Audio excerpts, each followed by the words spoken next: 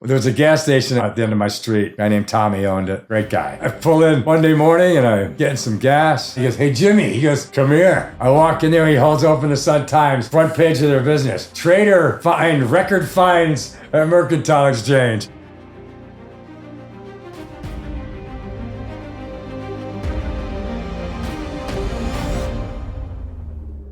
Welcome, everyone, to the Warrior Podcast. I'm Frank Lardino, your host and creator. This is a long-awaited podcast with the legend Jimmy Place. We had a couple podcasts already, from Runner to Riches. Jimmy's a legend on the trading floor. We've had such an outpouring of people calling us and texting us and commenting. So we're going to take the story to the next level today. So tell all of you out there, welcome my friend and the legend, Jimmy Place.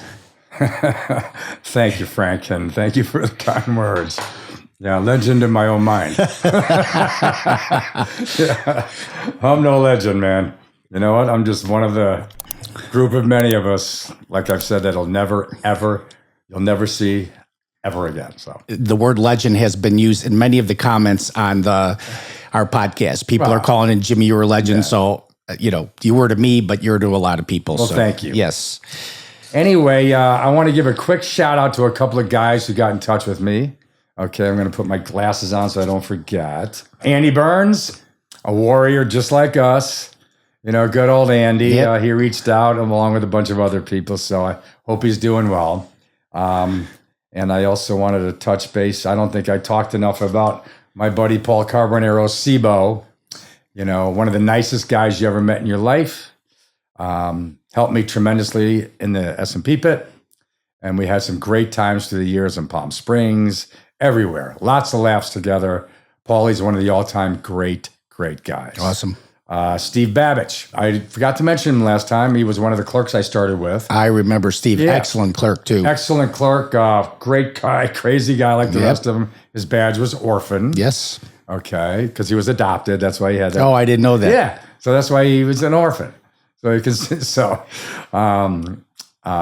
great guy, great clerk. Sean Quirk from Dean Witter gave me a text to say hi. I forgot to mention him last time with the guys. Great guy, great client. Can't thank you enough for the business you gave me through all those years. So, John Lucas, one of my clerks and also my neighbor. John lived right across my yard, and he came over one afternoon. Looking for something, and I brought him down to the trading floor, and the rest is history. Nice. He might still be there in the Eurodollar option pit. I don't know. So I'm going to give a shout out to him. Let me see, get these glasses on. Dickie Ranieri. Dickie Richie, he was awesome. Became great friends with him back in the day. One of my favorite of the all-time people. One of the nicest guys ever. And he owns 100 South in Elmhurst. That great restaurant. Mm-hmm. I've been there a couple of times. So I hope he's doing all good. Like I said, you can't remember a lot of these names and people, but, I was just thinking about them and go, I should have mentioned him. I want to say hello to Frank Madden, the commish, they called him. Mm-hmm. He ran Spike Trading. He was their guy. Short guy with red hair. Little Irish tough guy. I remember, I didn't know him, but... Yeah, the greatest. Just the greatest. So I was thinking of him. And the one and only Peter Chemalingas, Zap. Chalamingos. Zap, baby. What a great guy. Vietnam veteran, yes, I'm pretty sure. Yep. Smooth. Smooth. What was that show in the 70s with Robert Wagner? Him and Jill St. John. And we call him Sneed from the Avengers. Yep. Always dressed to the T-Zap. Yep. I mean, perfectly coiffed and never a whisker on his face. And I'd never seen him rattle. No, never rattled. Cool as a cucumber. Yep. One of the greatest guys ever, and a real old-fashioned, old breed stand-up guy. Yep. So Zap, love you, buddy. You were always so kind to me. And he was from the S&P days, and he was one of us Rangers. Yeah, at some juncture, he came in Eurodollars, and I was just, early in my career as a clerk. And he took the time to talk to me and be nice to me. I used to call him Bada Bingos. Hey, Bada Bingos. Bada Bingos. Yeah, he was great guy. He had a Ferrari too. I don't remember what kind, but he drive it in on nice days. You know what? Yep, I'm sure. Yeah. No, he was the one cool customer. So anyway, and then there's Joey Jolt. Joey Jolt. Just a stud stand-up guy, built like a shit brick house. Oh, yeah. You know what I mean? I fought against him in the ring. He was a tough kid. Tough kid. Of course he was. One of those guys, and Louis Balapidio. I don't know if you remember Louis. I remember him, but I didn't know him real well. Yeah. Great guy. So, these names came up the other night and stuff like that. And awesome. I love it. I got to mention a few. So, and I'm sure some more will come to mind. But anyway, so let's recap where we left off. I'm sure people are maybe starting to get bored of this stuff because what I'm really looking forward to, I was out with Dro. I was out with Scotty Wallach and Jordan the other night, Jordan Dolan, and we were almost falling off our chairs talking about the old S&P days. And because of this, that's why we got together. Awesome. Okay, so... But we sat there at Sal and Tony's in Buffalo Grove the other night. We're falling off our chairs, laughing our asses off, talking about the old days and stuff you forget about, and just, some of the stories where we're not going on here. But well, you shared one with me, and I fell off my chair. Yeah. So you know what? One of the stories we remembered. Okay, and I don't want to be offensive here, but we used to call it the Swine 100. Okay. Swine 100 is all the fattest guys in the pit had to go outside and do a 100-yard dash. Okay. Who thinks of this stuff? They do. So, and then people would bet on that. And then from jumping off the bridge with a plunger up your ass, you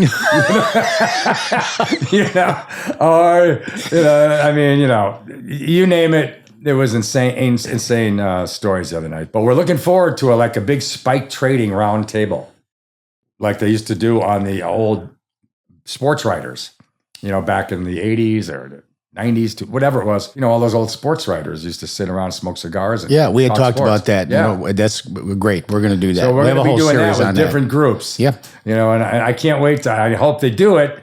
Get the Borsellino crew. The whole crew around the table. Yeah. You talk about being up for grabs. Yeah.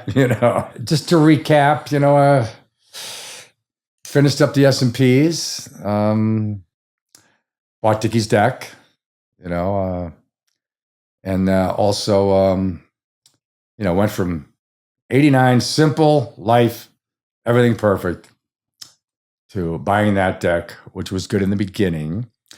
Learned how to easily borrow money and how willing they were to give it to you, and we went through buying that deck and through 95, 96, but I just wanted to recap. For you people out there who don't know what buying a deck means, a deck is a book of business. In the trading pits, it would be a point in the trading pit where all the business funneled in. All the certain clients were loyal to that one spot, and Jimmy bought that book of business from the previous broker, who we refer to as Dickie. So just so you guys know what that is about. Yeah, and once again, that was the first time that ever happened. There's a lot of bad feedback on that, but what are you going to do? I led a very simple life in 89, very happy doing my thing, to buying the deck. And then I invested in this. People came to me, this place called the Phoenix Nightclub. It opened on Broadway and Surf, wherever it was. Our guy, nightclub owner, a group got together, and then they talked me into financing the whole thing. Because I would, and they'll, pay me back every month. So I took a $500,000 loan out of the bank for that. And that never worked out real well. Got into another business, during this called Squeeze Breeze. It was a water bottle, with the fan on it. Mm-hmm. And I loved it. I'm the one who screwed that up later. But I ended up meeting a guy named Greg Steiner, who invented Squeeze Breeze and a few other things. One of the greatest guys in the world, class act. And his kids, Billy Steiner and Shannon Steiner, were on the floor, who are also awesome people, you know. He's such the greatest guy in the world, and she is, yeah, I mean, one of the most beautiful girls you'll ever see in your life. But Greg was a class act. I'm still friendly with him to this day, off and on. So, but I bought into that company and for a couple of years tried to sell it all over the place and created a company called Tropicool. Dumped a bunch of money into it. And then how many seats did you have at the time? You had several for sure, right? Yeah, I had my seat. I might have had another S&P seat. Yeah, but there's more of those to come. Yeah. Okay. So, but I'm just saying how I started getting into things like that. And while buying Dickey's deck and borrowing for a down payment on that, all of a sudden you have this debt. And you're servicing this debt, and not only that, you're servicing Dickey's debt, that on top of that, for the deck. So, like I said, a podcast ago, I don't make the same mistake twice. I make it fucking 20 times. So anyway, that was all going along and stuff like that. And there's nothing really crazy to report. Living large, still living great. Had the house in Palm Springs, everything else, and by 94, I had, my family was set. I had my 5 children again, going from the oldest to the youngest, Jesse, Annie, Lisa, Jack, and Jimmy. My 3 girls, my 2 boys, beautiful wife, everything was perfect, 94, 95, banner years. We were so busy, and that's when I bought the Wisconsin house, so. And also I let, like, some of my clients, I would get them loans at my bank, Northview Bank and Trust. It's still standing, but like I said, the chairman and the creator of it, Blair Robinson, was my George Bailey. It ended up being my George Bailey. So we did a lot of business through there, and I let one guy go borrow $100,000. I'd call up and say, don't worry, I'm good for it. Well, I would just have to call. I wouldn't have to even sign it. I just call the bank. He'd loan him $150,000. People were getting mortgages through there to me. The bank would call and say, "Are you guaranteeing the mortgage?" Sure. Things like that. Plus, you're loaning out money to customers, client, whatever. You're loaning the money world. So all of a sudden, it was just like this craziness. You know what I mean? So, but 94, 95 were such banner years and everything else like that. And a couple of the investors who invested with me in Dickey's deck, I cashed them out. Anybody who owned 10%, the money they put in, they got back. Plus, they made almost $600,000 over those 5 years. Wow. Yeah. So that all worked out great. And then, like I said, everything was going great. Great family, busy as can be in the Euros. And 96 came along, and still busy and doing the same stuff. I remember we had just had a monstrous Christmas party for all our clients, me, Pizzazz, Pat, and everybody else at the Park West with bands and all that. We were, everything was going great. And all of a sudden in 96, we badged up Neil Pagano. I think we badged up Neil before that. I sent Neil over to take over Dave Westcott's deck. Mm-hmm. That's where I was. Remember that? That was my pit. Yep. Yeah. So I was about 96, I think. Neil went over there. And then I badged up my brother-in-law, Mike Fahey, who was watching Lehman and doing a great job as a clerk. And they loved him to death. So he was the perfect choice to badge Mike up, bring him in, and teach him the ropes. And he did fantastic. His badge was MFA. And so we were expanding, and one of my biggest regrets is people came to me early on and said, because when I first got in there, it was the first and second option. And the third and fourth was a little thing. They said, "Do you want to put anybody in the third and fourth or in the back months?" I'm like, nah. No, I don't want to do that. Yeah, I don't want to mess with them. Damn things exploded. Whoa! That's where all the volume was. I mean, the third and the fourths, and then the backs with all those 1 year, 2 year, 5 year bundles. Right. I mean, and all the rest of it. So That was a major mistake I made by not expanding back there, because that would have been, I would have made more off of that just getting my pieces from my brokers than I was in the front month. Right. I missed the boat on that. Always regretted that. But all of a sudden, I got an envelope in the pit one day from the Merc. I open it up, and it's compliance. I opened it up, and they said, we want to interview you about an incident that happened on whatever day it might have been. I'm like, okay. I went upstairs, set the appointment up. The guy's name was Bob. I forget his last name, and I won't mention anybody else's names, but this guy was a jerk, and a big target was on my back from him. For some reason, he wanted my ass. So anyway, I forgot his last name. I go and look at this thing, and it shows me, going to somebody over there, hey, buy 200. And they said, this is prearranged trading or non-competitive trading. Mm-hmm. I said, you got to be kidding me, right? I go, are you kidding me? I said, I got his attention. Maybe for the last week, I've been trading with him and he's been getting killed. Okay, maybe I've been burying this guy. And it's just broker etiquette, standing operating procedure. You hurt somebody, you're burying somebody, they're hitting you on all. I go, let's look back at a couple of his weeks of trades. I go, did you look if he traded with me earlier in the morning? Anything like that. Ended up, so I said, that's what, that's what you look for. Okay. And I explained to him again, I go, let me tell you something. If that guy had just sold me 500 at one, I'm going to ask him if he's offering twos because he deserves them. And if I didn't ask him, he'd jump down my throat. So I go, that's just pit etiquette, standing operating procedure. Anyway, but he had not traded with me and everything. So he goes, well, that's non-competitive trading. That's against the rules. And so I called up the head of compliance, a guy named Jerry Beyer. And I'm not worried about mentioning his name. Jerry was a good guy. And most of the compliance people were good guys. You know what I mean? They really were. And he goes, Jimmy, just settle this. Do some sort of settlement on it and put it to bed. And I said, no.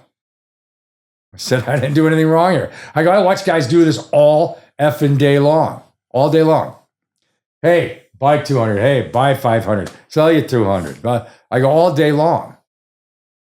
I said, so no, I'm not going to settle this.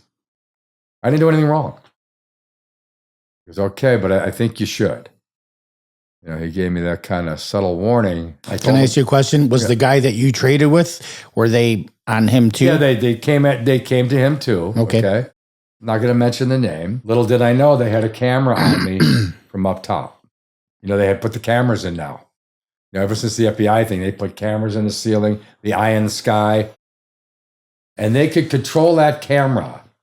They could take that camera and do a whole scan of the floor and then hone it in on you right up to your face. Okay. And this is what they're doing now there. I remember when they put those cameras in, they were everywhere. Yeah. It was worse than a casino in Vegas. Yeah. Like they were huge cameras. They could zoom in right on your cards and see what you were writing on your cards. Exactly. So they put all that in, ever since the FBI thing. And then as the markets were getting bigger and, the floor was getting crazy. During the mid-90s, every market was flourishing. All the currencies, the S&Ps were wild as can be. The euros expanding to the first, second, third, fourth, all the back months. So anyway, I just held on to it, and I responded no. Then I got another envelope and to go upstairs. And then they said, oh, well, looks like you've made a lot of money in your error account. I said, yeah. Well, there's no dual trading. I go, I'm not dual trading. It's my error account. And it was a substantial amount of money the year before that. We were busy as could be. And, like I told you, and I'll say on here, an error in the pit, the guy eats it. So when, the loser, you trade with him. Winner, I keep it. They took dual trading away. So, it was a substantial amount of money going through my error account over a couple of years. So, If for people if you don't know what we're talking about, being a broker is a very hard job. You have to, you get these orders to buy and sell, right? And you have to count in your head. You'll become like a human abacus, what Jimmy was a human abacus. And you're buying and you're counting in your head. And, you're like, okay, fill the order. I just bought 2,000. And then if you made a mistake where you're checking up your trades, like I overbought them or I underbought them, that's an error. And errors happen in busy markets all the time. So you've got to get out of the errors, and you have to run those errors through a special error account. So that's what Jimmy's referring to. But they didn't see the checks you wrote. I mean, I remember on one of these errors, it showed me making like, $15,000. I brought in a check for $18,000. When you get into further, we'll show to the. I think it might have been Payne Weber.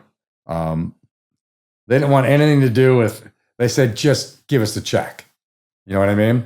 I think I made $15,000 in my error account, but I owed them an adjustment for $18,000 on that.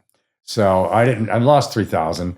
So a lot of it I had checks against. You know what I mean?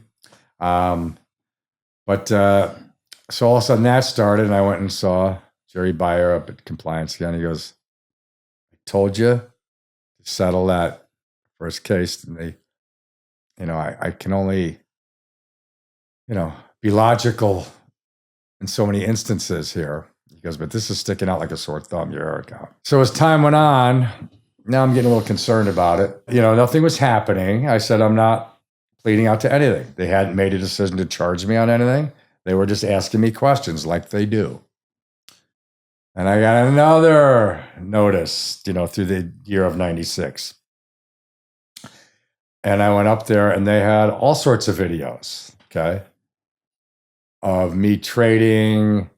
Same thing. Now they're digging deeper. Oh, no. They are all over it. And then, a lot of it had my family on there. My brother Chuck was on there, and John Fahey was in there now. Johnny had come up from the S&Ps. Me and Larry Nero was badged up at the time now. And Larry, they had us trading with each other, filling with each other, saying prearranged, not competitive.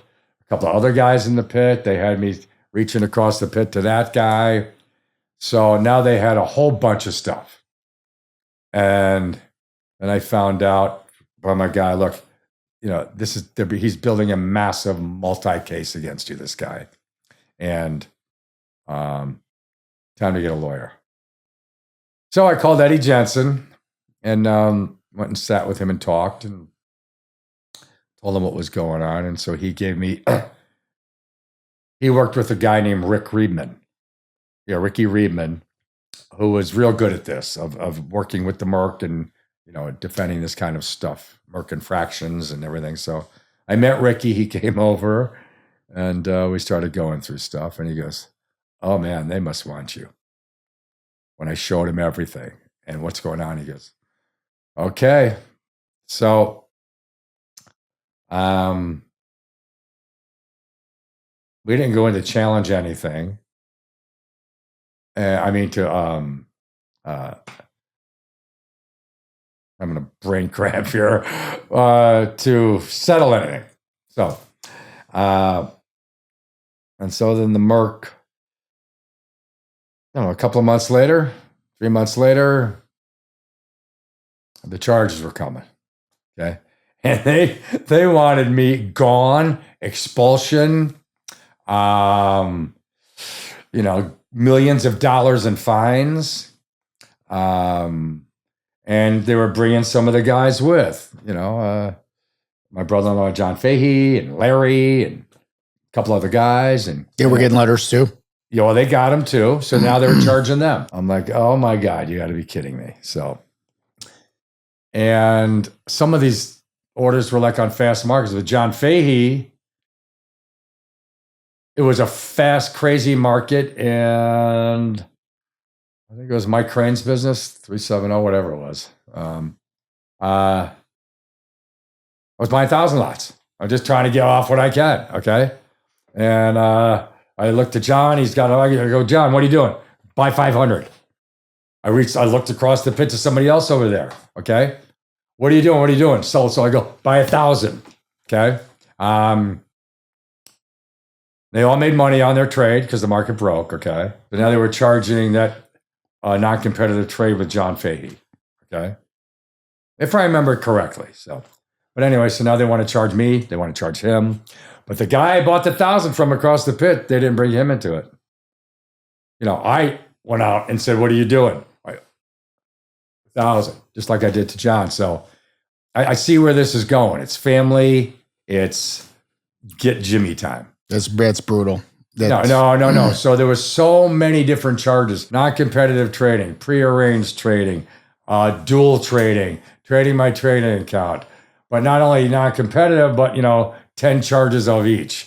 8 charges of this prearranged trading. All this other stuff. So my lawyers were like, okay, man, So what we did, and of course now they are saying, we want to expel you. They're looking at expulsion. They're looking at millions in fines. They're looking at you name it. So I, sat with Ed Jensen. He goes, well, we're going to fight this. He goes, because there's no settling now. He goes, and him and Ricky Riedman, there's no settling.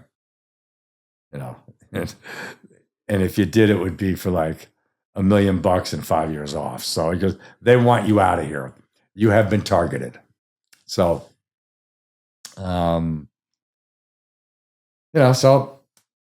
you're going along, and then the rumors are getting out, of course, and everybody's being a little judgmental about it. And then for clarity, this is not like a federal investigation. This is our self-governing mercantile exchange. Yes. They're doing their own thing here. One guy had a giant hard-on for me.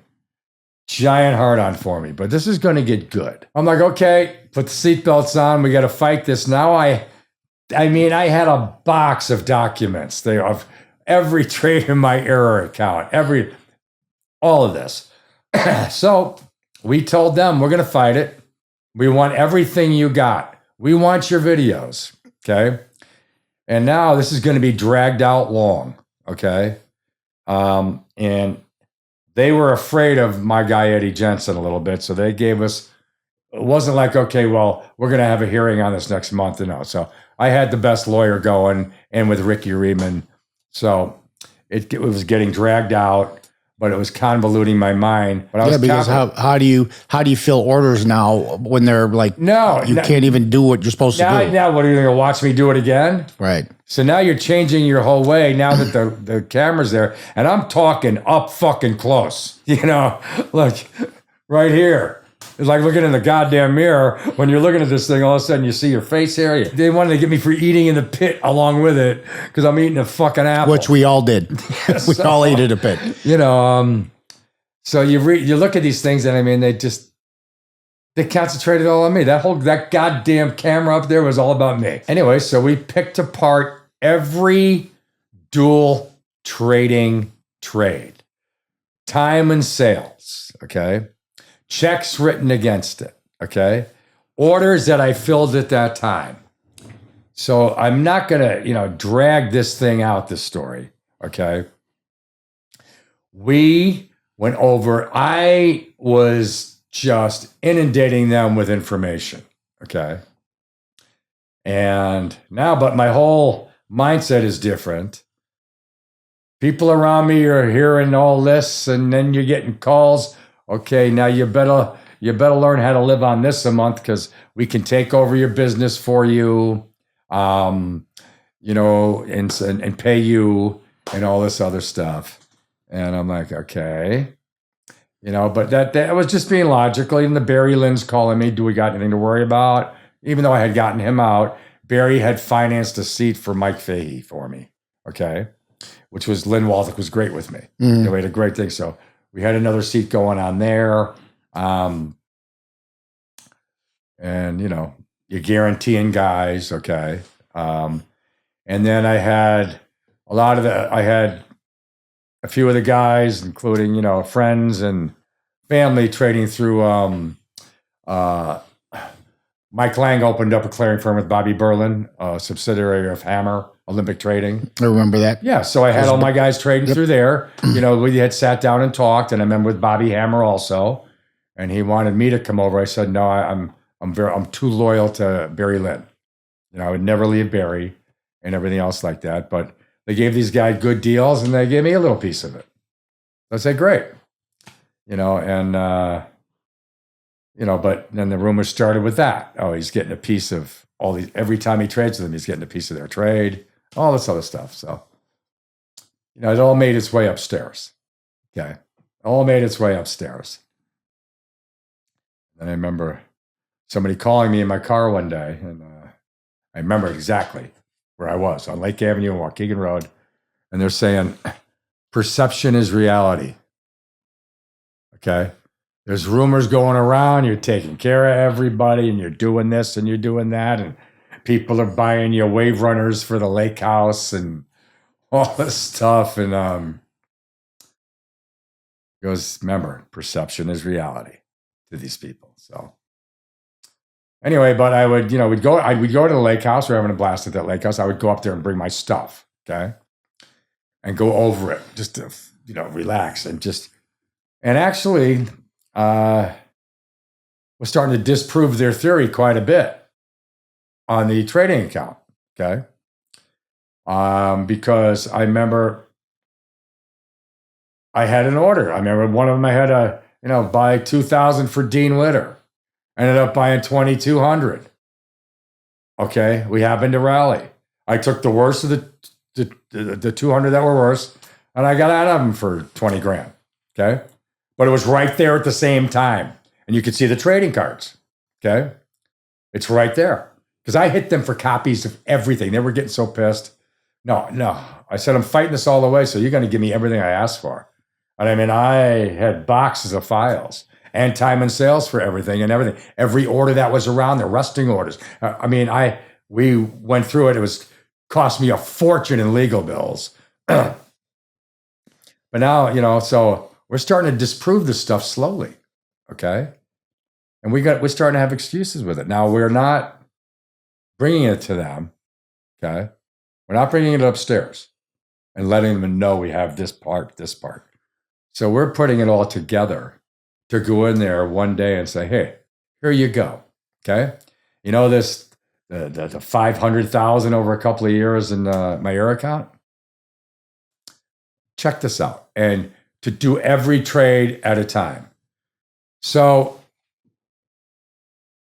this is going on, like I said, but life's going on. Like I said, Neil was over doing the deck, and Esteves was supposed to leave, but he ended up staying for certain reasons. So that wasn't going along quite as planned as I had hoped it would. But it was still okay. And, Dave gave us a nice deal and everything else like that. He was tired. He wanted to, he had 008, he had everything going on. So, and, but, things were going on, and Mike Fahey got really good at filling. The customers loved him, the relationship. So everything was going smooth with all of it. Now I just had to get this over with. So we worked hard as could be over like a year. We dragged it out pretty good. We dragged this out pretty good just to give me time. But, and make more money. try to make more money. But it started getting slow. 96, 97, started getting slow. And I remember that I bought one more seat. I forgot what it was for like 800-900. That was the high, right around the high, right? Remember? We needed something else at Fahey's seat. I'm paying the juice on. I forgot whatever else. But anyway, now, I'm sitting on also, $1.5 million in seat debt. You know what I mean? Well, the seats that you're paying down every month, and you're, number one, you're making the principal payment on them, okay? And everything else like that. And I remember went to the bank and they did one of the seats, okay, or whatever it was. They did one of the seats as collateral, the $900,000 one, I think. I'm pretty sure that one. I'm a little confused with some of it, but all I know is I had another, with the Phoenix nightclub that was never really paid back, and I was still paying the interest on that. I got $250,000 of it back from people who invested in it. The other $250,000 I was stuck on. And I'm paying the interest on that every month. And I still have, because I kept it until like 2012, but that it was gone. But finally back in 2012, 13, I had so much shit I had saved up. I just said, you know what? This is all old bad news. And I just threw it away. I got sick of looking at it, finding it. But I ended up paying $250,000 in interest also on that. But also now things are slow. I have legal bills. I have this, and money's getting tight. I'm supporting my mom and her house behind me, paying that, my house, the Wisconsin debacle house. That was costing a freaking ton. Okay. And then also Mike Alabek, MGA, introduced me to a guy in the early 90s, a guy named Sonny Fox. And he owned a company called Car Leasing out of Lincolnwood.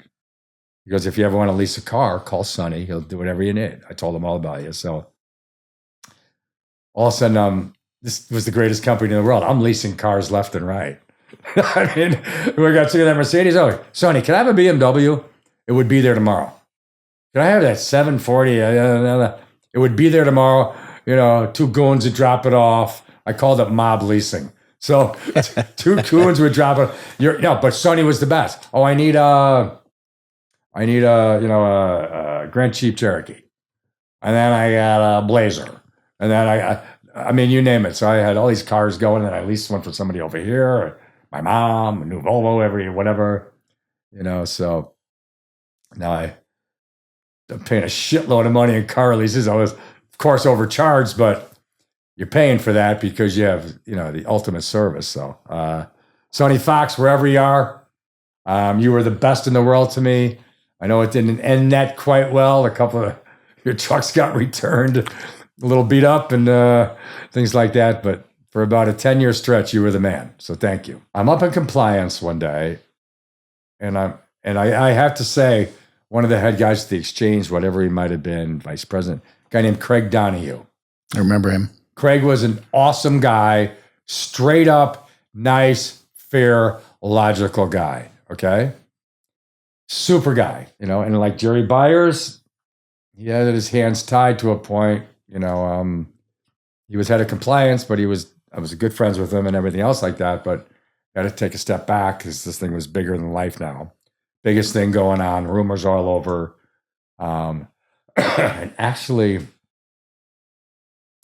lost a little bit of business from it because of that. For some self-righteous people who would have me do everything in the world for them, I mean, one of the guys, he didn't like his Lexus, so he said, can you take my Lexus off my hands and take the lease? Sure. And do whatever he needed in the world. And all of a sudden he's Mr. Self-Righteous, and I'm going to pull a little bit of business from you because of this. Anyway, we think we have this nailed down pretty good as far as the error account and everything else goes, okay? And the non-competitive trading versus the prearranged trading that these idiots, while they're taping me, the guys next to me on both sides are doing the same shit. We all did what we had to do to get the orders filled. Orders filled, and what are you doing? And here, hey, and there's a reason people stood right under you locals. They basically got first crack at all this shit. So to wrap this up, and this gets good, okay?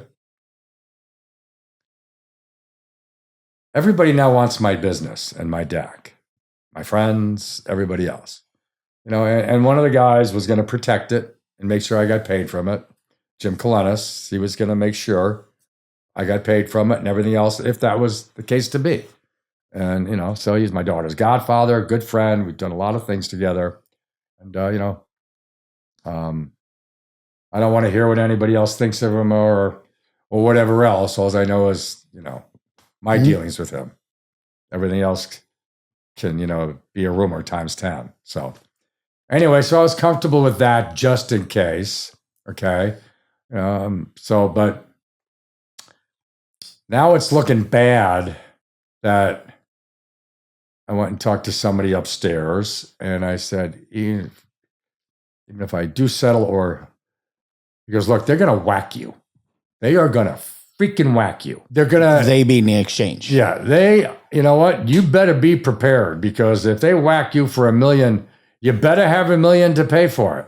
You know what I mean? Otherwise, you're done. Now the seed prices are falling. Like They fell hard. Remember? Yeah. Like to 150 grand, 170. Just on a sidebar, I tried to buy one for $850, and couldn't get it. I upticked the market, and I'm like, I went right back down membership, pulled me out. I bought the seed like a year and a half later for $202. Yeah, so that's how what hard they fell. Yep. I get called upstairs by one of the good guys at the exchange. Okay. And I'm getting ready to go to trial now. We have all our ducks in a row. I'm getting ready to go. Okay. You know, first we're going to go in and we're going to say what we have and show them what we have against what they think they have. So I am sitting at a desk across from a guy, and he pulls out a fax, and the fax is upside down to me. And he goes, we get these faxes. I said, what faxes? Saying, this is your strategy. This is what you're going to do. This is what you do. You're part of the mafia. You're part of this. You did this. You did this. I go, let me just see that. He goes, well, I can't let you really read it. So I memorized the number upside down. I said, excuse me. I looked at the number upside down real fast. I have to go to the washroom. I ran out just so I wouldn't forget it. I wrote it down, the fax number. Thought I had it right. So, but he goes, yeah. I go, who's sending you faxes? So I get out of there and I call Eddie Jensen, and I go, I'm going to get a judge and have me go into Kinko's. I called the number on there, the fax number. It was for Kinko's right up the street from the exchange. Someone's after you. Oh, someone is, I don't even know what the word is, but someone who has, in my inner circle, who I'm telling things to on what we're doing, is using the information against you, yes? Mm-hmm. Yeah, just want to make sure I do this right. I go over to Kinko's. The guy meets me there. Okay, I have a thing I got it in a day from a judge. I want to watch the tape. I want to see the tape of Kinko's at Kinko's. Who walked in that door and sent this last fax. Okay. At this time, 101, I remember 101 on a Thursday afternoon. Okay. So, because finally I told the guy, give this to me. And he gave it to me. Wasn't supposed to, but he did. So, watching the tape. And there's nobody in the store at this time. And this fucking tall, goofy looking bastard walks in. He's got a big blue overcoat, got a thing under his arm, an envelope under his arm. And he's looking around like this. Goes up to the guy, meaning I'm sending one fax. Okay. Gives him the fax, pays for it. Turns around, he's looking around. You can see him clear as freaking day. Okay? Clear as freaking day. And I'm like, oh my fucking God, are you kidding me? Are you kidding me? So the guy was who, Jimmy? You don't have to name a name. I'm not going to name the name, but he was the brother of one of my best friends down there, a confidant, a mentor, okay? And he also worked for compliance. Talk about a conflict of interest there, right? I'm glad it was on there. I called Neil and I said, get the hell down to Kinko's. You got to watch this. Just tell me I'm right. Neil looks at it. He goes, Holy shit, man. Neil was like, are you kidding me? Just to confirm, just you to were seeing the confirm, right I wanted guy. the witness, just to confirm, okay? And I said to the guy at Kinko's, can I have this? He goes, no. I go, listen to me very carefully. I pulled out a couple $100. Make me a copy then. He goes, okay. So now I have the copy. I get home. I remember me and Neil are walking back. I'm like, I can't goddamn believe this. Now you can't trust anybody, okay? You can't trust anybody. I get home and I call Eddie, I leave work. I call Eddie Jensen. I said, Eddie, when I told him, he goes, are you goddamn kidding me? Blah, blah, blah, blah, blah. He goes, now you see, he goes, I told you, they're after you. They're after your business, et cetera, et cetera, et cetera. He goes, be in my office tomorrow. So us lawyers, me and the lawyers meet up. Okay, it's time to now we have this under our belt. Okay, we got this under our belt. Okay. Now it's time to take all our proof and set up a meeting and show them what we got. Okay. Against what they think I did.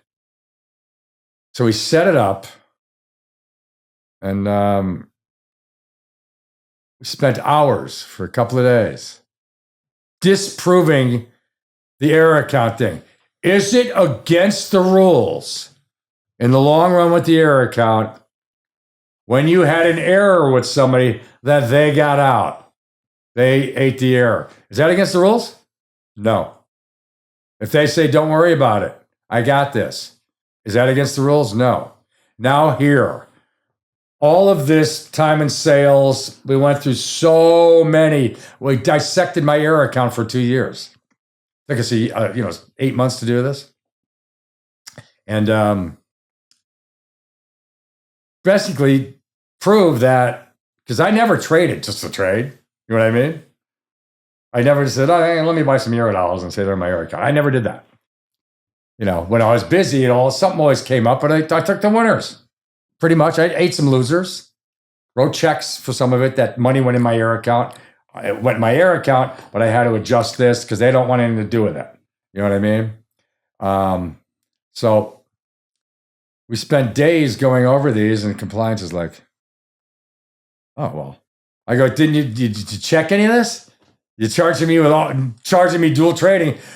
I go, here it is. Here's 2 years worth of trades, dissected with time and sales and everything else. This is what took us so long. And so we really disproved so much of it with the error account, okay?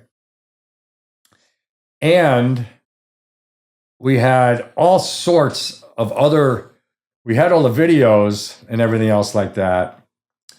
And to make a long story short, my lawyers were brilliant, and I thought I was brilliant in this, in really disproving the whole error account thing, because it wasn't against the rules.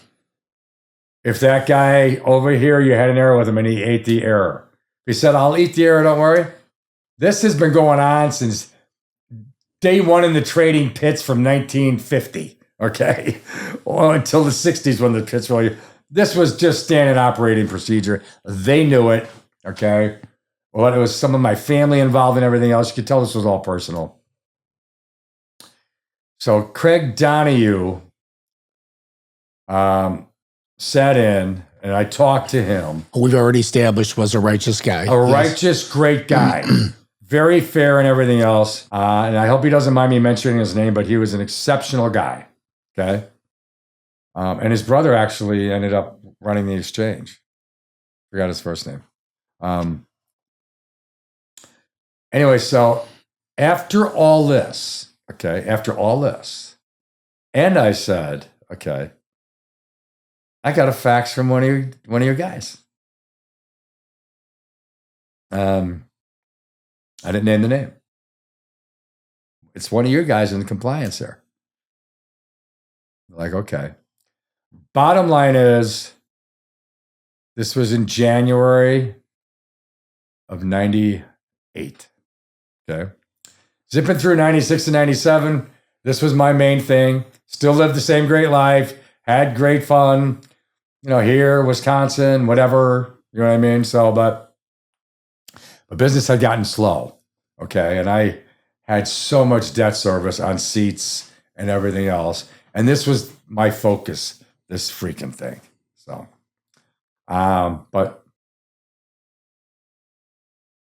we ended up reaching, okay? We ended up reaching an agreement, okay? Now, was I completely innocent of some of this stuff? But just to put all this to bed, the guy was livid who was trying to get my ass, okay? I beat him. They didn't do their homework, just like the feds don't do their homework. Mm-hmm. They just get you. They make you do the work. So, but I did the work and $1 gazillion in legal bills. Mm-hmm. But like I said, I want to give an Eddie Jensen, God bless your soul. You were fantastic. Plus, they feared him.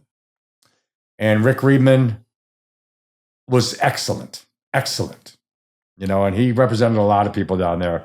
He was really good, and we worked hard together. Bottom line is, we reached an agreement. Okay, $200,000 fine, 2 months off. All because of all of our hard work. And they knew I had a smoking gun little fax, which I wasn't giving up yet. Okay. I didn't mind. Okay. And then, I said, no, we'll settle with these guys. I think I told all the guys involved, no, I'll pay this. And for clarity, had you have not done your research and had they have got you to the full extent of the rules of the exchange, you could have been expelled forever. Forever and fined $20 million. That's what they want. That's what this guy wanted. Gotcha. So I beat this little prick, okay? Because he was a little prick. But we beat him after extensive work of time and sales and this and pulling all the orders around it. I mean, everything you can imagine. And we settled for $200,000 and 2 months off. Just to keep the good people at compliance even told me to put it to bed. Put it to bed. Look, your account made this. You're ahead of the game. Okay, I'm sorry about your legal bills and everything, but you still got to trade, make money, save your money. I didn't save any money. I am going through money like it's freaking water in on a waterfall. So, but it was finally over. But a lot of hard work and. So they accepted. They said, okay, Craig Donahue said, fine. 2 months, $200,000, okay? So we set it up to have the hearing. You have to have a hearing, a settlement hearing, okay? And when I found out who was on this committee, they hated my guts. All of them were anti-broker group, okay? And some of them didn't like some of my friends. Are any of these people on the committee actually brokers or traders? Yes. Oh, okay. Yeah, they are. All right, so they already got bias going in. They got bias. They hate me. And one guy, we hated each other. So I'm like, oh, shit. I read this thing. I got nobody on there who likes me. At least put somebody on there who likes me, so now they have your fate in your hands, okay, because they have to accept this or not. And if they don't accept this, they can come back and say, no, 2 million and this and that and that. So I told my lawyer, I go, these guys hate me. Eddie goes, we'll do our best. We go before the hearing. Okay. And Terry Duffy, and I'll say his name, he was the chairman of it. Terry Duffy, our chairman today. Okay. Okay. And Terry goes way back with tons of history. Okay. Terry was the chairman of this committee. Craig Donahue was representing compliance in the settlement. Okay. Craig Donahue went in there and said, we went in before them. Hello, gentlemen. I was the utmost gentleman. Here is what our settlement offer is. Craig Donahue stands up and says, we accept this. We think this is very fair. After everything has been checked out and everything else, we think this is a very fair offer by Jimmy. Okay, $200,000 in 2 months. We will sign off on that and agree to that. And some of the guys were getting a little evil with me, asking me questions. Oh, your air account made this. I said, yes, but this is just a settlement hearing that Mr. Donahue is telling you, and my lawyer Eddie is sitting there. We're telling you that we have disproven so much of this. And they asked me about the non-competitive and this. And they said, why are you settling if you think you're innocent of everything? I go, I just want to put this to bed. I go, it's over. I don't want to do this anymore. And they said, okay. And so we leave the room. They call us back in. And the committee goes, yeah, so we've gone over everything. And we want you to pay $750,000 and 6 months off. I said, why? I said, compliance agreed to this. Mr. Donahue has agreed to this. That's our offer. And I was looking at Terry Duffy. I'm like, now being the chairman of that committee, he did not have a vote. He chaired it. Okay. And I guess you got to be careful sticking up for somebody that's before the committee. But, so we go outside. My lawyer goes, what a kangaroo court. What a crock of shit. I've never seen anything like this. He goes, we got to settle this today. So long story short, we met at $500,000 in 4 months. Okay? Which you kind of have it almost kind of in between it. We kind of in between it. Craig Donahue, we agreed to it. I would start it. This was in February, March, April, May, June, like February 22nd. Okay. 21st, whatever it was. Start it in a day or two. Give me a day to go on the floor. They agreed to that. They were all looking at me smirking. Craig Donahue apologized because I really apologized. I went to bat for you, and he did when he told them. So, and the committee even asked me, what about this non-competitive prearranged? I said, all you guys are locals. Has anybody ever bought something from you and asked you what you were doing? Because if you tell me no, you're a liar. Okay? And they didn't like that attitude. So I said, what I think here, this not competitive. Now, crossing an order with Larry on the top step, I handed him an order. Okay, I get that one. Okay? Prearranged trade. Here, Larry, I sold you 500. Yes, they had his dead to rights on that. But which everybody does. Everybody does. Here, you turn to your broker, but they decided to get me. So they told me, it's like, you're coming back June 22nd. We want you to make restitution to small checks for one for $1,300 to an order that you sold to whoever it was. At one, when the market you could clearly see was too bid on the tape, we want you to adjust that order. I mean, I'm sure they went home and just watched me all night. This asshole just watched me all night. See what he could come up with. Is this the guy Bob you were talking about? Uh-huh. Yep. Well, Bob was toast after that. Bob sucked. So we do that. I go home. It's over. I think I told the guys, whatever John got, whatever Larry Nero got, whatever, and there was one more in there. Okay. It's over. So it was John Fahey and Larry Nero and you? Yeah. Was there anybody else who got dinged? There was a couple of guys, I won't name them. Okay, that's fine. Close in, it was over. These guys weren't happy. I think they got a month off. They settled too. Everybody settled this thing. Okay, but it was all about me. And you know what? It was because of me they got in trouble. Understood. Because of me. And I took that full blame. So, anyway, I'd made a mistake. And I thought I was going down for millions. I sold my lake house. You know what I mean?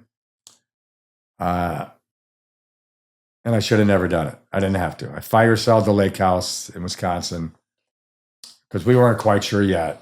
You know, right at the new year in '98. Was still when we're thinking, you know, they could find me $1 million, $2 million, blah, blah, blah. So I had put a lot of money into that and everything, but that was the one place I didn't have to sell. You know what I mean? Because I had a decent mortgage on it and everything else. So, but I got rid of that, paid off a little bit of debt and this and that. So that was one thing I wish I never did because I did fire sell it. So now I'm home. I have to go to tell all the customers the next day. They all knew what was going on. No, okay, we'll see when you get back. You know, most of them, you know. And I went home on that Friday, I believe it was. Like, okay, it's over, but it was relief. Okay, 4 months. I'm going to spend 4 months at home.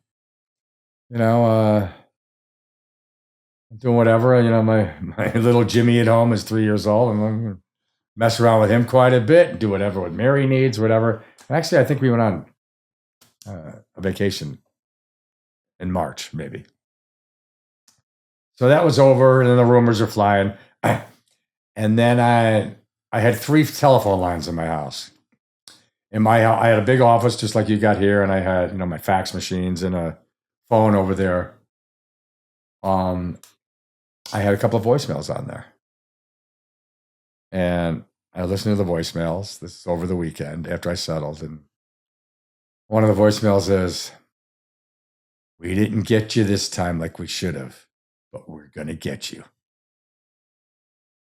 And that's what it said.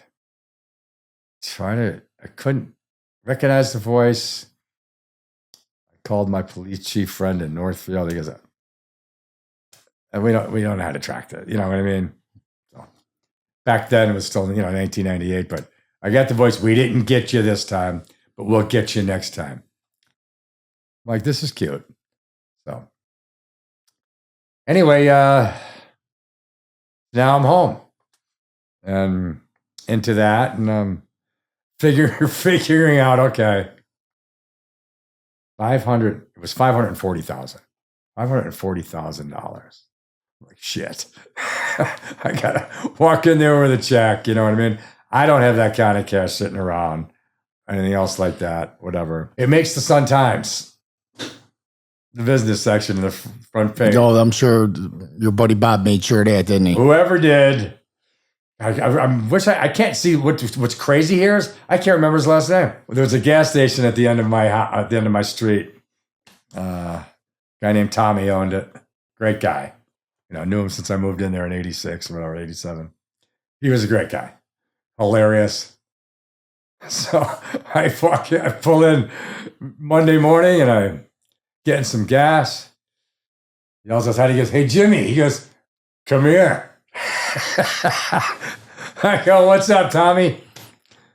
I walk in there. He holds open the Sun Times, front page of their business. Trader record finds at Mercantile Exchange. A piece this big. James Place, blah, blah, blah, blah. He goes, Wow. "What the fuck?" I go, "Son of a bitch, this is in the newspaper?" I'm like, oh man. So it was in there, nice and heavy, big article, prearranged trading, whatever the charges were, but record fines at the Chicago Mercantile Exchange, $540,000. I'm like, okay. He goes, "Dude." And I said, "What are you going to do, Tommy?"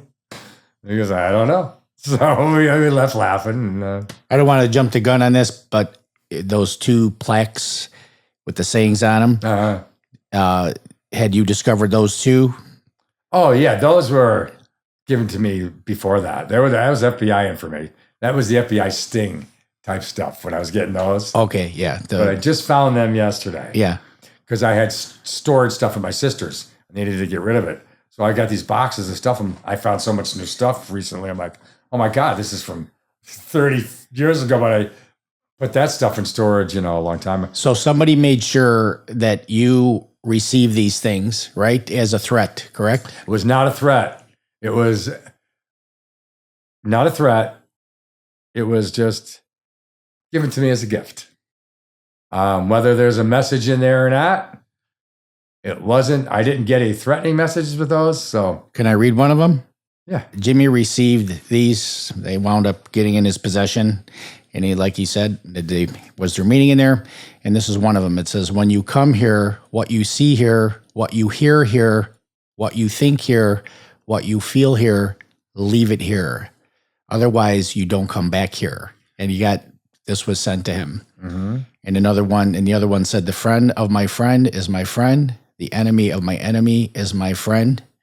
The enemy of my friend is my enemy. And the friend of my enemy is my enemy. So a bunch of innuendos flying around there. But you know what? I think I loved those, and I still hang, I'm going to rehang them again. When I moved out of my house in Glenview 3 years ago, I had those there. Mm-hmm. I put them in storage. But that wasn't given to me as a threat. That was given to me as maybe encouragement and the rules. Mm. These are the rules we live by. Yeah. And you can apply whatever meaning you want, but they're brilliant things. Though. They are the rules I live by. All right, so I'm sitting at home in March. The last day before my suspension, I went around to all the clearing firms, like I said, and they were all cool with it. Mike Fahey, he was cool with it. He's like, okay, I gotcha. I went to Stavros, anybody else I needed help from. Pat Maloney was great. By that time, I think Pizzazz was filling on the other side, maybe. He started doing some other business over there. Well, your guys, all these people are there to make sure the continuation of the business and take care of everything. All my clerks are ready. So everything was all set. But I do know people around were probably salivating, going, okay. Yeah, to get some of your business. Yeah, well, I think they were salivating because they thought I was gone forever. And I know Mike Fahey, I remember one guy mentioned to Mike Fahey, he did all these things wrong. You're going to sit here and watch his stuff for him, And my brother-in-law was like, yeah, I am. So anyway, we got that all set. And one of the guys told me because of this, I don't think I can give you business anymore. He was one of the checks. There was a company that received a check for an adjustment on something from the investigation. So he said to my client, it looks like you did something wrong. But he was a self-righteous guy. And I said, whatever, okay. And I just want to counterpoint you on one thing. One of your very good customers, their whole desk moved to the other side of the pit, and they became my customers because, that's where I filled orders in the second option. And he loved you. He thought you were the greatest thing ever, best order filler. So you got the self-righteous people, and you got a top producing man who just thought you were the greatest. I don't want to say his name, but We've said his name before. Yeah, we did. Don O'Neill? Yes, sir. So Don O'Neill, we're going to get to him. One of my best customers, too. He was the best in the world, the nicest in the world, a complete Elvis fanatic like me. We shared the love of Elvis. But anyway, so Don ended up helping me out later, and I'll get to that. Okay. So, he's part of the, where we're going here. So, no, Don's awesome. Yeah, a lot of the witter moved onto the other side. Anyway, so I'm doing this now, getting all sorts of phone calls, I'm checking in every day. Mike, how's it going? Everything was going smooth. And I remember opening up the newspaper one morning. And I'm sitting there and I read this big article how this 10-year-old boy and his family are losing their home. He's got cancer. And they couldn't pay the mortgage. So the insurance company wasn't being very good. And the bank wasn't being very nice about it. They became in arrears for their mortgage and everything. And they're going to lose their home. So I'm reading this. I'm going, you got to be kidding me. So I'm like, okay, you know what? I think I got problems. I'm feeling sorry for myself for this, you know. No, I got to do something about this. Something just said. So I reached out to the reporter at the Sun-Times and I said, who is this? You know, tell me more about the family and what's going on here. And she told me, I said, well, you know what? I'd like to meet the family. I think I can be of some help. Me and my comrades down at the Mercantile Exchange. I go, because this is what we do. And we've done so much of this. You know it yourself. You know what I mean? It's like nothing for people to chip in and save somebody from a hardship. So she set up a meeting with me with the family at their house. Okay. I said, listen, I don't want any publicity out of this. I go, I'm just coming off something myself. I was just in your newspaper. I said, not too long ago, I go, for something a little different than this. And I said, so this is, we don't need publicity for this. So I go to the house, I meet the little boy, his bald head, pale and sick looking, and I meet his mom and the dad. His dad was a city worker for Chicago. Mom was, I think, a hairdresser. I'm looking around, and I think it was in Edgebrook, I think it was. And, nice house and everything else like that, but the bank was taking it and all that. And I'm talking to him, said, tell me the story. I want to know. So they get done telling me, and I said, you know what? I go, give me a couple of days. I said, let's see what we can do. So for the family, I went outside and it had a for sale sign outside, okay, because they had put it up for sale. Meanwhile, the bank was going to foreclose. And I told the lady, I go, take a picture of me. I go, because we're going to save this for later. I think I was taking the for sale sign out of the lawn and lifting it up, pulling it out of the ground. So she took the picture. So I called up a bunch of people. Here's what I want to do. Okay. And they said, we're in. Here's the mortgage payment. Here's what they're behind in the mortgage, like 13 grand, whatever it might have been. We're in. Mendez, he gave me a check for $4,000. A bunch of other people, myself, Chris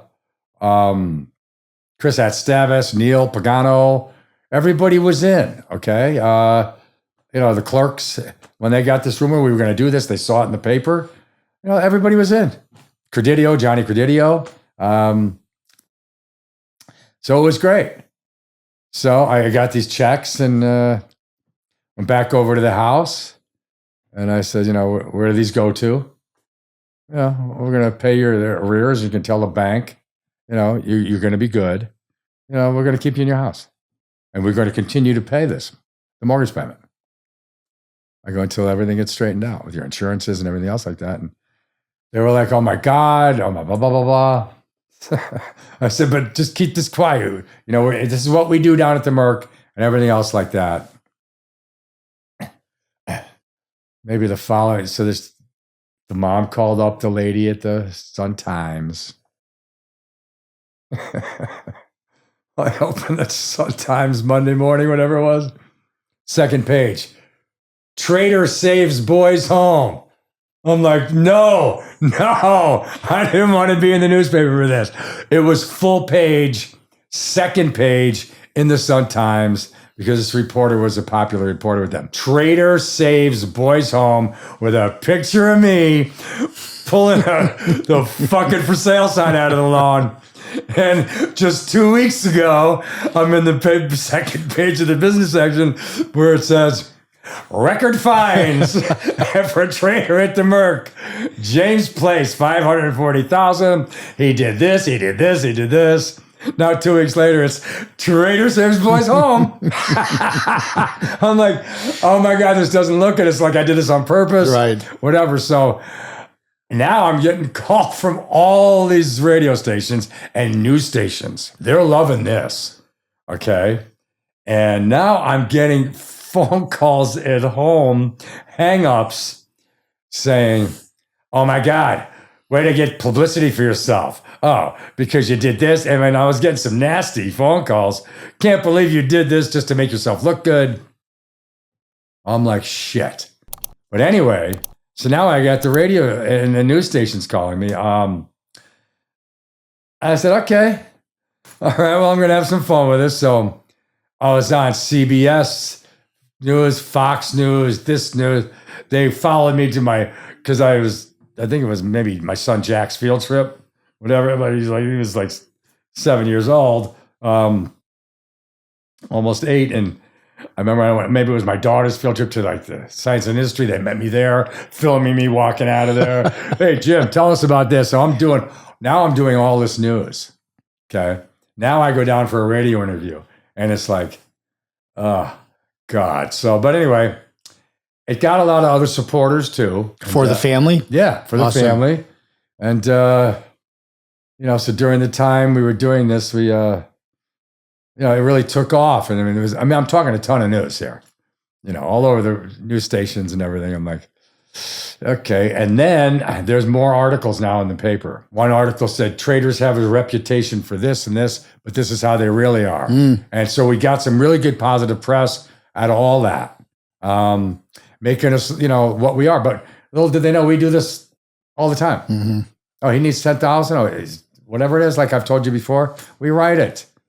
Oh, he's busting out. He's busted. Let's get him back in the pit. He's got a family to support. But it's all sorts of charities. I want to say something to the audience, just so you guys understand about the charitableness of the traders and the brokers. A guy would come up to you and say, I got a family. They're taking their house away. The kid's got cancer. I need $1,000 from you. You don't even question it. You just write the check, and that happened all the time. Yeah. Like we don't even have to pitch it. I need a check for you for this thing, and we just did it. Yeah. So, and that's what we did. I remember. What was it? What's the place? Maryville Academy in Des Plaines. They were having whatever, and we literally filled up a U-Haul with toys, a pool table. I still have the thank you note. Mm-hmm. It's just what we did. Go to Toys R Us. Give me your age groups. How old are the kids? The teenagers. This did it for hospitals. You name it. Traders were the most generous people in the world. I've said it once. I'll say it again. Even if it was your enemy on the floor, you say, hey, I'm raising money for this. Oh, here you go, Jim. Yep. See you later. Fuck you. So, you know what I mean? Yep. So, and you get back to fighting in the pit. So anyway, we did this, and now I'm in the middle of this, and I'm having a good time at home. Okay. Relaxing, spending a ton of time with my little Jimmy, and Jack, and picking kids up at school, doing whatever. And going to Great America when it opened, and crazy stuff like that. But probably driving my wife nuts. But that was that. Now I'm trying to figure out, okay, how am I going to pay this money? Now it's getting close, okay. Because you got to pay it to come back. Got to pay it the day before. You got to walk in there and with their check. Okay. I already had written the check for an adjustment here. I think Larry Nero's, I think I paid that, and that's fine. And John Fay's, whatever it might have been. Want it all cleaned up to go back. So my sabbatical, as I called it, is going along. Everything's fine. Mike Fahey, Credidio, everybody's holding the fort down. I think Neil would come over, whatever it was. So it was all good. And I always looked at things like, okay, that's over. Okay. Just got to watch myself, because they'd love to come back to me. So we have the family over. It's I won't even name the name of the family. Okay. Hope they're doing okay out there who we saved. But we had them over, the parents and the little guy, 10 years old, to my house. We played basketball, and I had them over for a barbecue on May 27th. I got about a month to go. I'm pretty leveraged at the bank. Seat prices are falling. think this. You know what I mean? Okay, I still, so anyway, got a couple of $100,000, that I can get, so I had that and everything else. Everything was just like tied up and leveraged, so plus I had to keep a little bit of money to stay flush. So anyway, May 27th, we have the family over, the boy who had cancer and his family and everything. And the whole family barbecued. And like I said, we played outside and everything. And that was pretty much my last normal day as that person. Because on May 28th,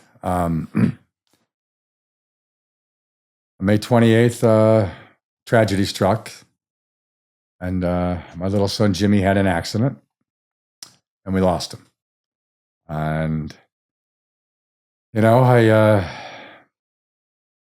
seems like yesterday, seems like 100 years ago. So we lost little Jimmy to a tragic accident, just like accidents happen. There were so many people I've known through the years from the beginning up until now that have lost their children. Okay. And you know what?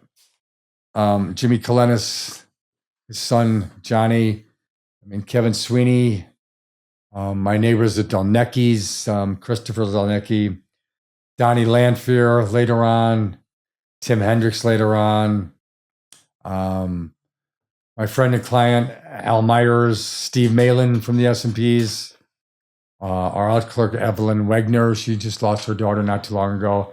There's Larry Nero,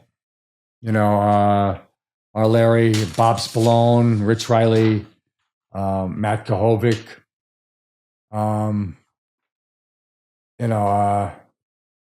it's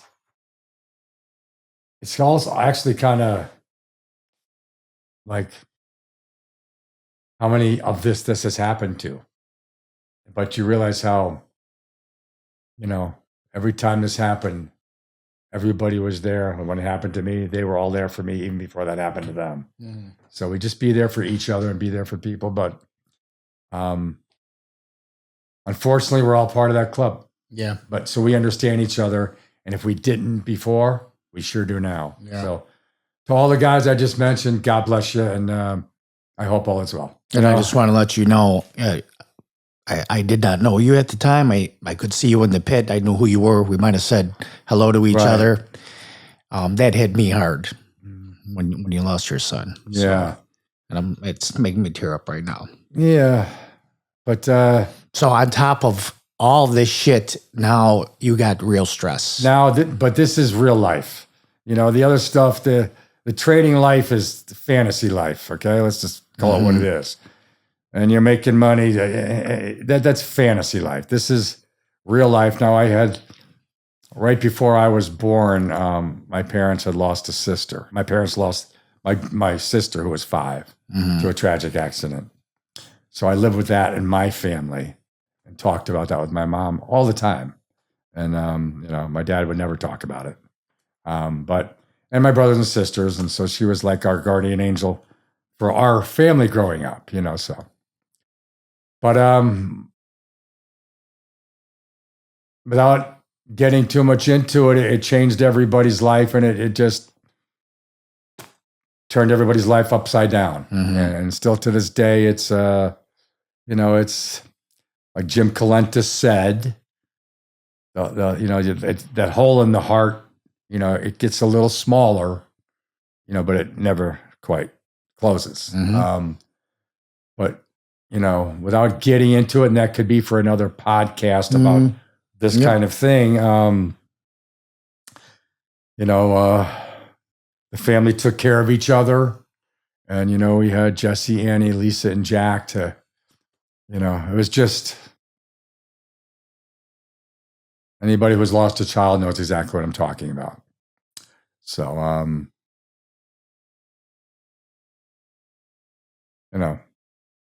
I just wanted everybody to be okay. Yep. That's all. I wanted everybody to be okay.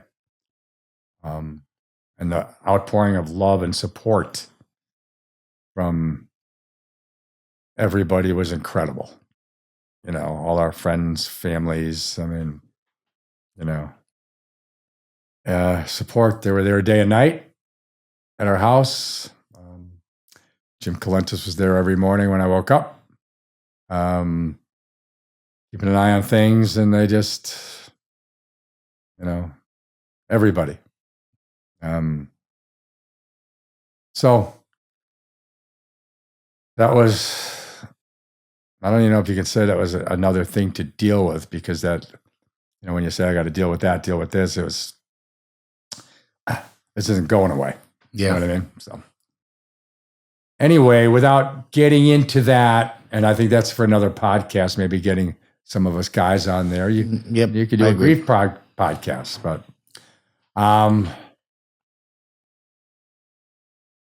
so I didn't even care about the Merc.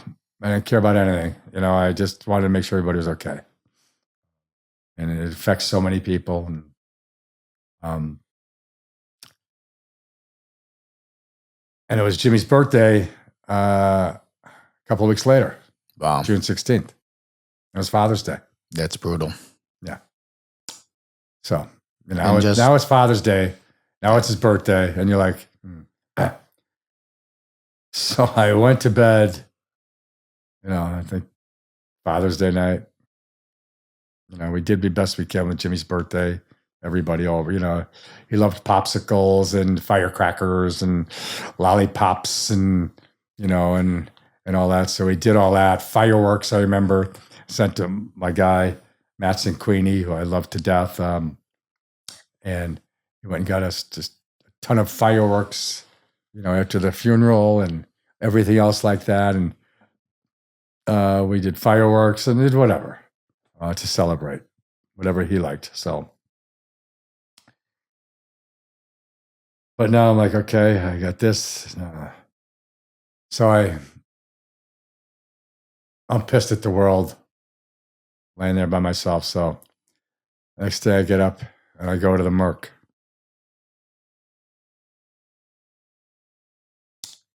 And I said, here's the deal. Here's what I'm going to do. Now I'm just so angry at the world. I said, I don't have $540,000.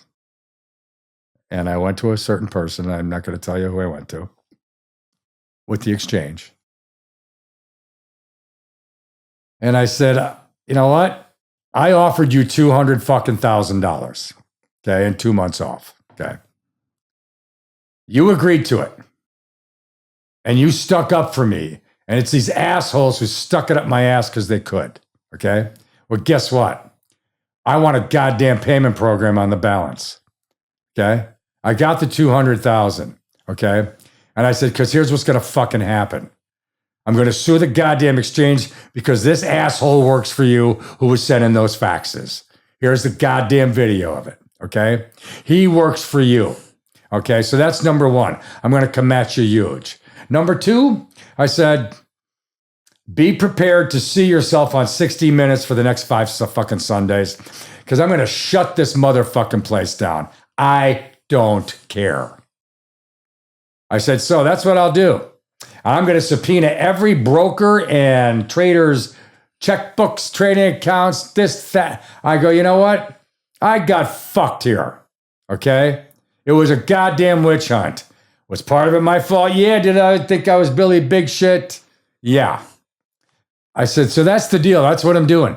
You got a fucking day to let me know if we're going to work this out. Otherwise, I swear to God, I got some good fucking press going in the newspaper. I go with this trader to save boys home bullshit. So I got a lot more press than that than when you stuck the goddamn thing in the Sun Times about me. So I said, that's what's going to happen. You got a day to figure it out. 2 days. Because I'm due to come back in 10 days. Whatever, 7 days.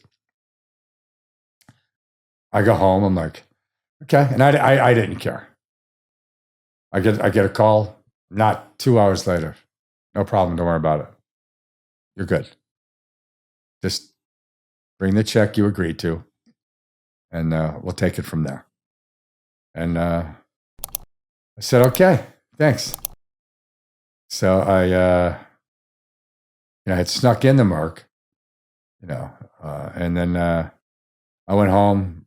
I went back there like 2 days before or whatever with the check. I was in the elevators, saw some people, like, hey, wasn't in the mood for being consoled or anything like that. You know what I mean? Mm-hmm. So gave them their check. Said, we'll work out the payment program when I get back. I said, okay. So they okayed it. The top brass of the exchange, the compliance, whatever. They okayed this because they knew this was unfair. So went back to work. Didn't care what anybody thought about my fines or my suspensions. The guy who pulled the business gave it back to me, being the jag off because what had happened to me with my son, now he's giving me my business back, which is all right. I remember calling my brother Steven going, I don't want the goddamn business. He goes, take it. He's like, just relax and take it. So I went back there and did what I could and worked half days and whatever. And everybody in the world was fantastic in the pit. Everybody coming up and hugging me and, passing along their condolences and their thoughts and prayers and everybody. Remember one of the, I can still think of it, when as soon as I walked on that floor, Pat Mulcrone came out of nowhere, and big giant Pat. And so I got that out of the way coming back, but it was okay. I'm back. I didn't even care. Just worried about everybody at home, mostly Mary, and the kids, and we just went along and dealt with it as best we could, so like I said, with the support of friends and family.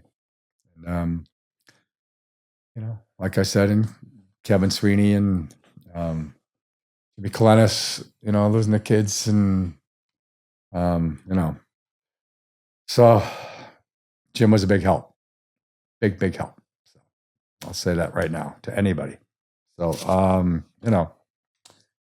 but, my neighbor had also, I think I said, my next door neighbor, they lost their son. So talked to them quite a bit, the Delnecki family, talked to them quite a bit. And, Peter was about 16 at the time, I think, yeah. Pete and Andrew and Mr. and Mrs. Delnecki, so we were right next door. So we were part of that ugly club, but they were great too, and the Malnati's lived next door.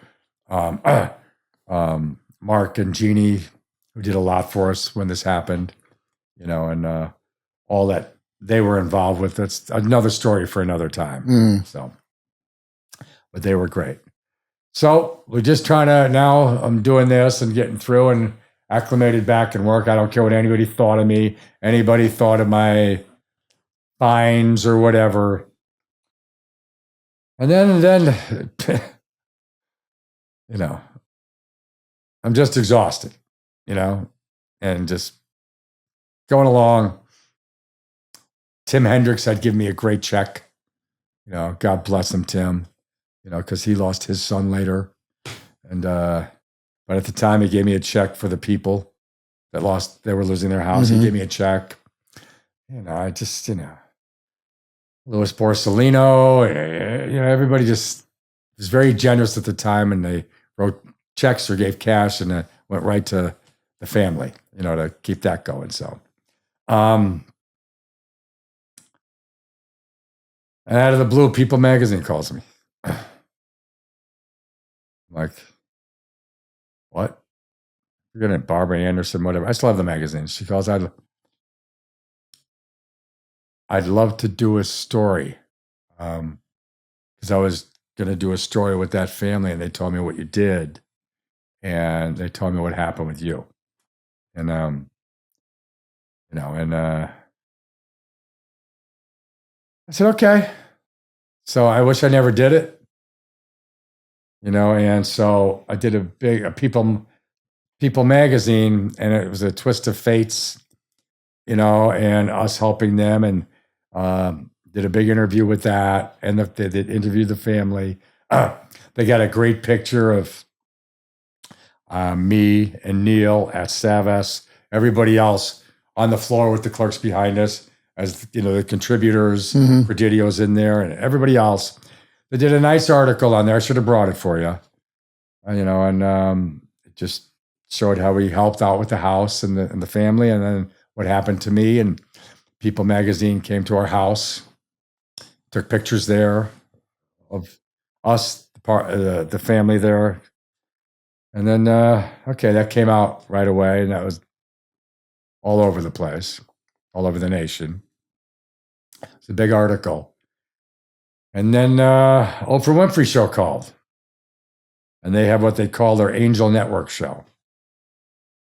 So they got hold of this. Now, Jeff Jacobs was her manager and a very good friend with Jim Colentus. And also Jeff was my first real estate lawyer. I think when I bought my house from Mark Milstein in 1982, Jeff had ended up becoming Oprah's manager and created the whole thing. Anyway, so they called me and said, would you like to do a segment? Or Angel Network? I'm like, sure. And I wish I never did that. I don't know what I was thinking. You know what I mean? And but me and Mary ended up doing the Oprah show. And they talked to us on there, and they had the family on there and everything else. That aired. Can I ask you why you didn't want to do those things? You know what? I shouldn't have done them, but I did. But now I wish I didn't. How come, though? I mean, you know what? With everything that had just happened, I don't need that kind of publicity for nice things they did or whatever. But, I got you. And then you get the sympathy from right. I understand. Don't like that. Everybody knows what they did. But I remember Bobby Galt, from the S&P pit. Bobby, who's, I don't know if you remember, but, Bobby, one of my all-time favorites. We talked about this before. His family, they had a home in Michigan or wherever.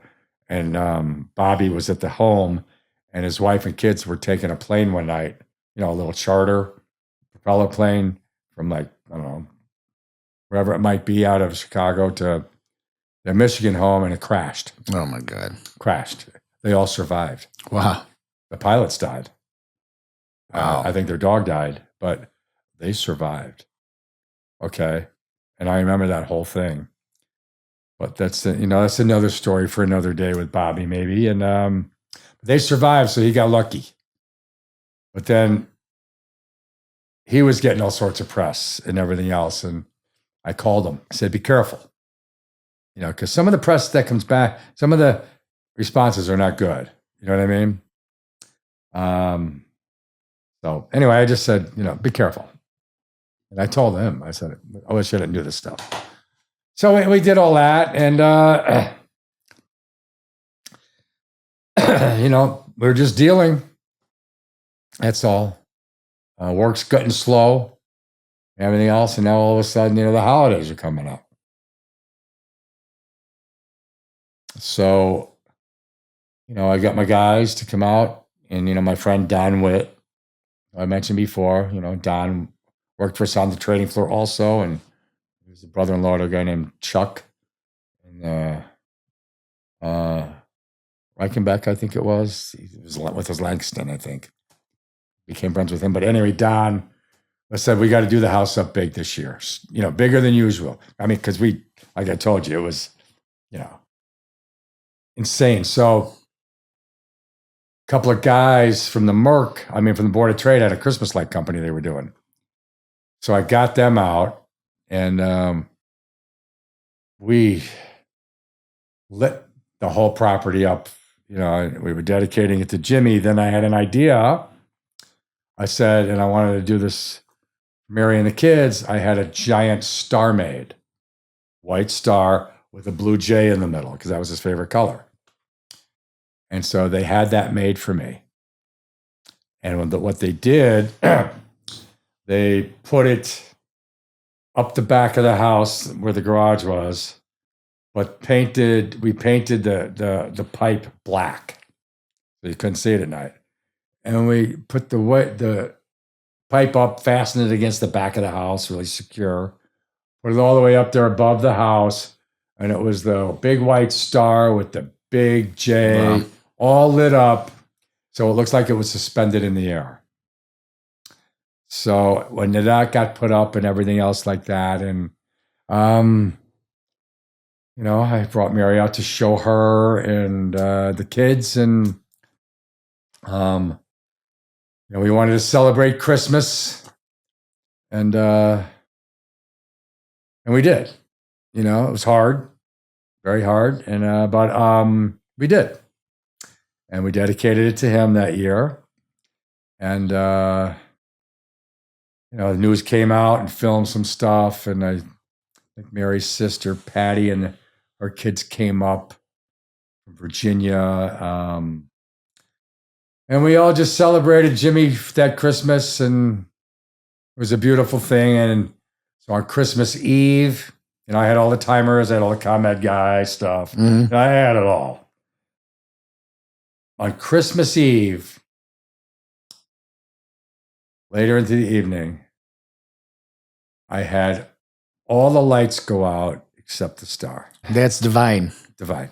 So, like I said, we did the best we could. I'll just remember that as special, that we did that, and we all got together and celebrated our Christmas and Thanksgiving and everything else. And but I always loved that star. I still have it. Yeah. And I still put it up on my roof. Wherever I have gone, that's the first thing I put up and the last thing I take down. So that's our star. Yeah. That's our star. And I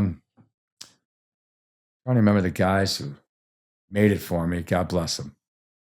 But so that was that year. It